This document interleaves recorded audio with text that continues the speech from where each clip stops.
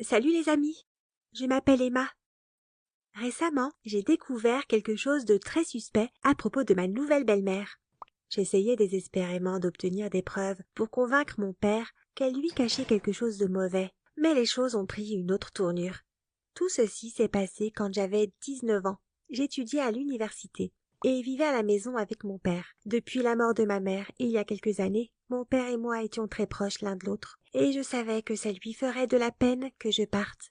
Cette année-là, mon père a eu 50 ans, et il a soudain décidé d'aller en Thaïlande pour y passer l'hiver. Nous nous sommes parlé sur Skype et il semblait bien s'amuser. Un jour, il m'a dit qu'il avait une énorme surprise pour moi, et j'étais presque sûre qu'il avait l'intention de rapporter des épices thaïlandaises parce que j'aimais beaucoup la cuisine thaï. Le soir, quand il est finalement arrivé et a frappé à la porte, je l'ai ouverte avec le sourire le plus heureux du monde. Mais j'ai vu une femme à côté de lui. Elle s'appelait Mali et s'avérait être sa nouvelle femme. Je parie que si tu avais été à ma place, après avoir encaissé une nouvelle comme celle-là, tu aurais aussi l'air d'avoir été frappé par la foudre. Mali m'a serré dans ses bras et s'est précipité pour entrer dans la maison. Mon père était surexcité en sortant leurs nombreuses valises du coffre du taxi. Il a commencé à expliquer que Mali avait aimé tellement de choses dans la boutique Duty Free qu'il n'avait pas pu s'empêcher de lui acheter tout ce qu'elle voulait. Bien sûr, je me suis forcée à sourire à tout ça, et je les ai accueillis comme il se devait. Mais en réalité, je trouvais cette situation tout à fait choquante. Je me sentais insultée parce qu'il ne m'avait pas parlé de son projet lorsqu'il était encore en Thaïlande et que j'aurais probablement encore pu faire quelque chose pour empêcher leur mariage. Mais les premiers jours, je n'ai même pas pu parler à mon père en privé parce que Mali se comportait comme un pot de colle et le suivait partout où il allait. Ils semblaient si heureux ensemble et Mali essayait de prendre soin de mon père. Mais il y avait quelque chose qui clochait sans que je ne parvienne à mettre le doigt dessus, mais qui m'empêchait de l'aimer. Pour commencer, un jour, je suis rentrée très tard à la maison parce que je travaillais sur un projet important pour l'université. Il faisait sombre dans la maison et je ne voulais réveiller personne, alors j'ai décidé de ne pas allumer la lumière et de me faufiler silencieusement dans ma chambre. J'ai grandi dans cette maison, donc j'étais presque sûre d'en connaître chaque recoin. Mais j'ai à peine fait quelques pas que j'ai heurté du pied quelque chose de très dur. J'ai regardé autour de moi et j'ai à peine reconnu la maison. Tout était au mauvais endroit. Il s'est avéré que Mali avait réaménagé la maison selon les principes du feng shui ou quelque chose du genre. Le lendemain, j'ai découvert que je m'étais tellement cogné l'orteil que mon ongle était cassé. J'étais en colère contre Mali. J'ai même essayé de convaincre mon père que les choses étaient bien mieux à leur place avant. Mais apparemment, sa nouvelle femme n'était pas seulement douée pour l'agencement des meubles, mais aussi pour l'art de la persuasion. Tu te souviens que j'ai mentionné que j'aimais la cuisine thaï? Eh bien, plus maintenant. Tout ce que Mali savait cuisiner était thaïlandais. Et il me semblait qu'elle cuisinait constamment. En tout cas, cette forte odeur de nourriture thaï envahissait toute la maison. Mais chaque fois que je voulais cuisiner quelque chose moi-même, elle m'arrêtait et me montrait le frigo en disant qu'il y avait déjà plein de nourriture. Et là encore, mon père ne voulait tout simplement pas entendre mes plaintes. En fait, il m'a donné un indice en disant que j'allais me marier et quitter la maison un jour ou l'autre de toute façon, donc il serait préférable de laisser Mali se sentir comme la maîtresse de maison. Ça m'a mise en colère, si bien que j'ai commencé à penser à me trouver mon propre logement, ou du moins à demander à l'université une chambre dans le dortoir. Et puis un jour, j'ai encore remarqué quelque chose de suspect. J'étais assise dans ma chambre quand Mali m'a annoncé qu'elle allait nettoyer le rez-de-chaussée en disant que je ferais mieux de rester en haut. Ce jour-là, mon père était sorti pour faire des courses.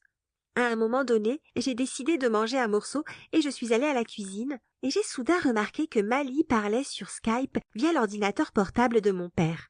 Dès qu'elle m'a entendu arriver, elle a fermé la session Skype et a fait semblant de nettoyer la poussière de l'ordinateur portable. C'était vraiment bizarre. Je suis retournée dans ma chambre, pleine de pensées sur ce que je venais de voir. Et tout d'un coup, je me suis mise à surfer sur Internet à propos de la Thaïlande. Je ne sais pas exactement ce que je cherchais. J'ai continué à lire différents articles et forums et je suis tombée sur diverses histoires sur la façon dont les Thaïlandaises avaient noué des relations avec des étrangers. les avait forcées à se marier et comment elles sont parties vivre avec eux dans leur pays développé tout en laissant leurs maris et leurs enfants thaïlandais dans leur ville natale. Leur plan était simple. Elles gagnaient leur vie en soutirant de l'argent à leurs maris étrangers, saisissaient leurs biens, puis s'en retournaient chez elles et répétaient la même chose avec un autre homme. En lisant tous ces articles, mes yeux se sont écarquillés. Je voyais clairement l'histoire de Mali et de mon père dans ces lignes.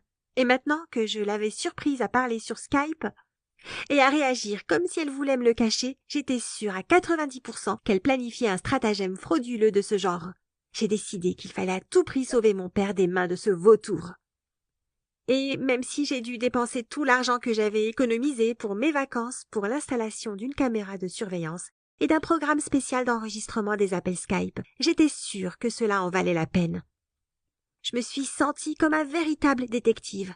Quand au bout de 2 jours, Mali a passé un nouvel appel et que j'en ai reçu l'enregistrement. Bien sûr, la conversation se déroulait en thaï, mais à en juger par le fait qu'elle s'adressait à un petit garçon d'environ 7 ans, j'étais presque sûre d'avoir raison dans mes hypothèses initiales. J'étais déjà prête à engager un traducteur qui me traduirait leur dialogue, mais j'ai d'abord décidé de regarder l'enregistrement de la caméra de surveillance de cette même journée. J'ai eu du mal à réprimer mon indignation. Ce jour-là, un inconnu était venu chez nous et Mali l'avait presque immédiatement emmené à l'étage. Il était parti 1 heure plus tard. Puis, un autre homme était venu et avait également passé environ 1 heure avec Mali quelque part dans notre maison. Après cela, je n'avais plus aucun doute sur le genre de femme qu'était l'épouse de mon père. C'était tellement scandaleux que ma première intention était de montrer à mon père toutes mes découvertes de détective. Mais en y réfléchissant bien, il serait préférable pour moi qu'il ne découvre pas l'histoire de la caméra et qu'il prenne simplement Mali en flagrant délit. C'est pourquoi le lendemain, j'ai fait semblant de partir en cours, mais en réalité, je me suis cachée dans un café près de la maison et j'ai commencé à surveiller notre salon. Dès qu'un autre type est apparu sur mon écran et que j'ai vu comment Mali l'emmenait à l'étage, j'ai appelé mon père pour lui dire qu'il devait rentrer d'urgence à la maison, parce qu'il y avait un problème avec Mali. Techniquement, ce n'était pas un si gros mensonge, non? J'attendais mon père et j'avais du mal à cacher mon excitation. J'imaginais déjà à quel point il serait furieux quand il découvrirait la vérité sur sa femme et comment il la jetterait hors de la maison avec tous ces trucs de feng shui, non sans lui avoir d'abord versé sa soupe à la noix de coco sur la tête. J'ai essayé de paraître inquiète pour masquer mon excitation lorsque mon père est finalement arrivé. Son visage était chargé d'émotion et je me sentais coupable de l'avoir tant inquiété, mais je devais m'en tenir au plan. Lorsque nous sommes entrés dans la maison, nous avons entendu des gémissements d'hommes depuis leur chambre. Cela a immédiatement mis mon père en colère et il s'est précipité à l'étage comme s'il était un jeune athlète. Bien sûr, je lui ai emboîté le pas, mais quand nous avons ouvert la porte et que j'étais sur le point de crier quelque chose comme « Ah ah !» en les pointant du doigt, je me suis arrêtée net devant ce que j'ai vu. Mali portait des vêtements spéciaux, semblables à un pyjama, et le type était allongé devant elle sur un canapé de massage spécial, couvert d'une serviette. Ils sont tous les deux restés interdits, mais davantage par la surprise que d'avoir été pris en faisant quelque chose de mal. Pendant que ce pauvre type se rhabillait et quittait notre maison, mon père et moi nous sommes assis à la cuisine, attendant Mali. Je me sentais à la fois déçue et embarrassée, mais je n'ai pas perdu espoir de révéler le secret de Mali sur ce garçon thaïlandais lors de l'appel Skype.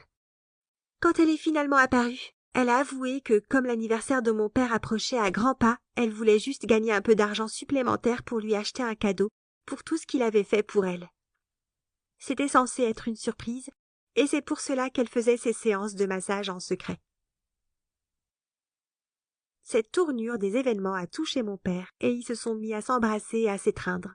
Dans une rage désespérée, j'ai crié à propos de ce garçon avec lequel elle avait parlé sur Skype, mais une fois de plus, ma tentative de briser leur couple a été étouffée dans l'œuf. C'était vraiment le fils de Mali depuis son premier mariage, et mon père le connaissait. Il vivait avec le père de Mali en Thaïlande. Mais elle avait l'intention de le faire venir aux États-Unis, et mon père avait l'intention de l'adopter. Ils ont tous les deux décidé d'attendre que je m'habitue à Mali et au nouveau mode de vie de mon père. Je dois admettre que je n'ai jamais été aussi embarrassée de ma vie. J'ai dû leur raconter mon expérience de détective, mais heureusement, ils se sont tous deux montrés compréhensifs et aucun d'eux ne s'est fâché contre moi. J'ai décidé que le moment était venu pour moi de vivre séparément de mon père. Alors j'ai loué un appartement avec 2 autres filles de ma fac.